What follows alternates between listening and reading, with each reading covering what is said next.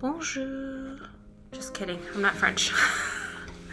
I don't know why, but like this sweater and this like 90s influenced look. I don't know. Hey y'all, my name is Sarah and I love to talk about movies. And today I want to talk about Addicted. Addicted is the film adaptation of a book by Zane. Now, I have read the book. I read it years ago. I'm familiar with the storyline, with the characters and all of that. So I just want to let you guys know that this is a graphic film. But first,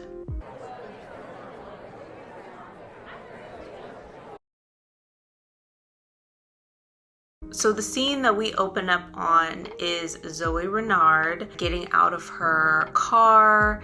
She is heading into an office building. It looks like a high-rise building. As she walks across the sidewalk to go inside this building, you can see that other men are noticing her. She's got, the big sunglasses on, and she's moving in a way that makes it seem like she's trying to not be noticed, but is being noticed at the same time. So it turns out she has an appointment with a therapist. As she comes in and introduces herself, she says something like, a friend recommended you and I heard that you were discreet. So it's clear that she is trying to keep their appointment as confidential as possible. And of course, the therapist reassures her everything said during their appointments is confidential. So the framing of this opening scene is that it is occurring 6 months after Zoe began having an affair. And as she tells her therapist, she had always felt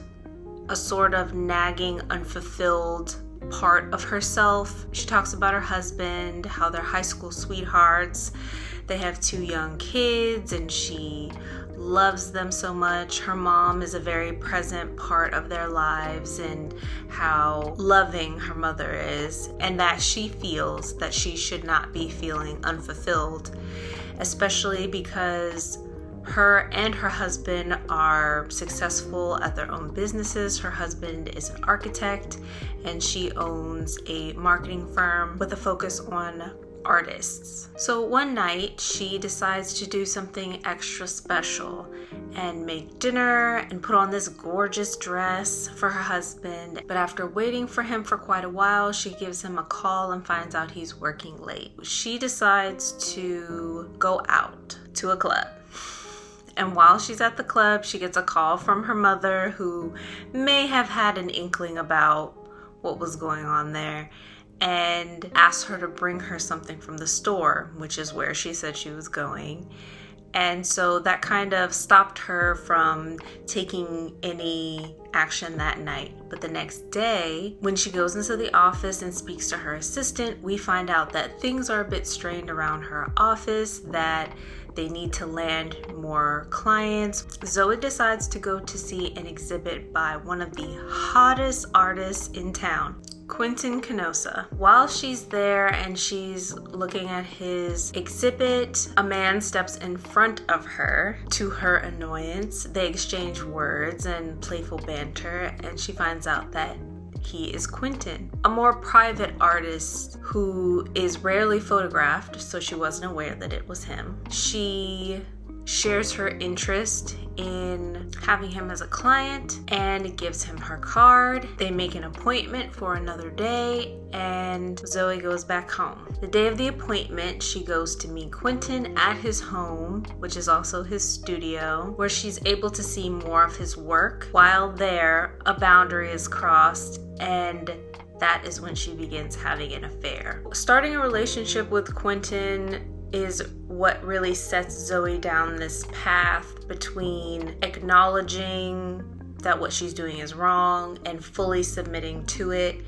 She begins another affair as well, and 6 months later has decided to seek help. So as events start escalating and her behavior starts escalating, missing appointments, making excuses, her husband is noticing the change as well. Her children are noticing her absence.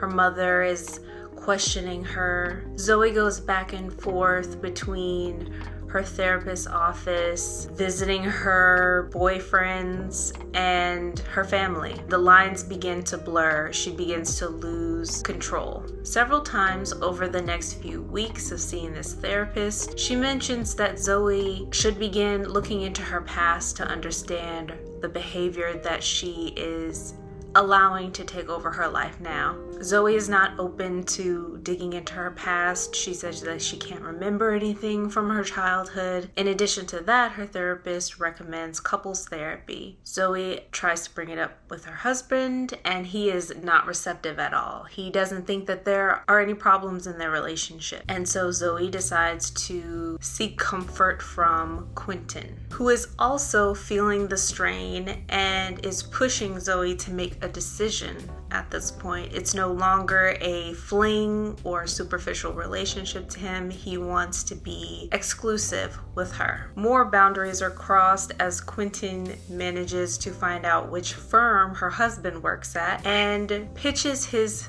talent as an artist to them for a mural project that he's a part of. It also meant that on a particular day when Zoe came by to visit Quinton, so did her husband and her husband's coworker. After nearly revealing her secret, Zoe decides to once and for all make a decision and choose her family. She goes to see Quinton one last time, invites her other boyfriend as well to break up with them at the exact same time. There's a fight, there's a confrontation, and Zoe is hit with the realization of how dangerous a position that she's put herself in. Her husband shows up at the last minute to rescue her, and all the secrets are shared. Her husband tells her that he does not accept this, that he will not be a part of this, that he will never forgive her, and that she is nothing to him. Feeling lost and in total despair, Zoe walks out into the street where she's hit by a car.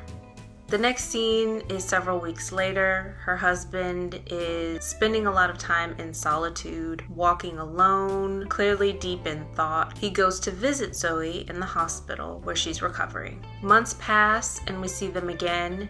Him visiting her, pushing her wheelchair, and it's clear that although she is healing, it is taking a while for them both. But during that visit, her husband tells her that he is having a really hard time with things even as they are, and he wants to maintain their separation. So in the next scenes, when Zoe is upright and walking on her own and coming home to see her kids for the first time in a while, her mother is there to greet her, and her husband has packed his things and is on his way out as she's coming in with her best friend by her side. In the next scene, we see Zoe going into a meeting for addicts. She has decided to take her therapist's suggestion and attend. She can really share her experience and stay motivated to maintain and recover her life. Zoe has just shared something very traumatic when her husband walks in the door. So Zoe decides to share with the group what she hopes to get out of it. She hopes to be able to recover her relationship with her husband, to rebuild the trust there. And the movie ends with them hugging, and it's clear that reconciliation is possible. And that's how the movie ends.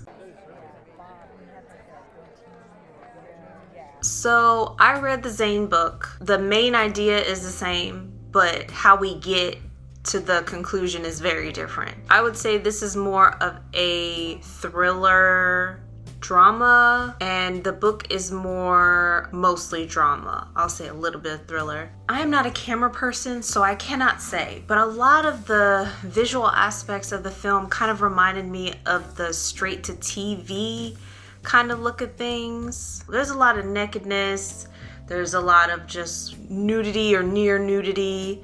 There's a lot of graphic scenes, but there was no connection. There were so many plot holes in the story. There were so many issues with continuity, missed opportunities to develop certain ideas, and overall, I would give Addicted a 2 out of 5. There were some parts that were kind of intriguing or interesting, but they were never developed. To me, it kind of lives on the same plane as the film Fatale, where it's too chunky. Like, you're trying to give us chunks of information, but they're not connecting, not with the characters and not with the story. Let's start with the characters. That whole family unit, her mother, her husband, and her 2 kids, they felt super disconnected. I mean, the kids were adorable, and her mother strangely looked the exact same age as her, which I didn't really get. That wig was not fooling anybody. It was interesting to see that her mother seemed to live with them, which is nice. But she didn't appear to have no friends. She just seemed to sit and kind of be in the shadows of the house throughout the whole movie. The grandmother, her mother, I mean. Her kids are very into sports, but we didn't really get to see much of their little personalities. It was mostly them reacting to things, which is fine, but we don't really know much about them. Zoe was a bit of a disappointment as a character. She appears to have this huge passion for art. When you go to her home and you go to her office where you expect to see examples of all these different kind of art and there to be much more activity, especially considering that they're like a marketing firm, it was kind of disappointing to come in and it looked like just any old office with stock artwork and stock furniture and stock decor. And it's the same thing in their house. I mean, the house looks enormous from the outside, but we don't really get a feel for that while we're inside. I think part of the reason is the camera shots are so close that they almost cut off the top of everybody's head. The cameras are never far away enough for us to get an idea of the size of the space that we're in. Like, their house looks like a very modern designed house, but it feels very cold. It feels like, did you raise your 2 children here? I feel like there should be a lot more mess, a lot more stuff, a lot more photos. I mean, her and her husband have been together since high school. There should be a whole lifetime of like memories on the walls told through their things, but you don't really get to see that a lot. Same thing with her office. And because we're in those 2 spaces a lot, it makes a difference, you know, how well they're styled, how well they're decorated, and what kind of stories they tell there. That was a bit disappointing that she called Quinton Canosa the greatest artist of our time, and I was like, And that, I think, is because we were not sold that world. We were not sold the art world. Movies like Velvet Buzzsaw, which is a horror movie, the main characters are like curators, creative directors, and art critics. So you really get a feel for seeing the world through their eyes in terms of how art is in almost everything that they talk about and everything they do. I just didn't get that passion from Zoe. I know she said it a lot. I know it was expressed in the beginning through, you know, how eager she was to meet Quinton and all of that, but it just didn't feel as connected altogether. Certain behaviors didn't make a lot of sense. I know that we are at the point where Zoe is like a woman on the edge, but her husband being totally oblivious to her desires. And then later, much later in the film, finding out that they still have a very active, intimate life. That there's nothing has slowed down in that area for them, but we find out so late, you begin to wonder if that is the issue.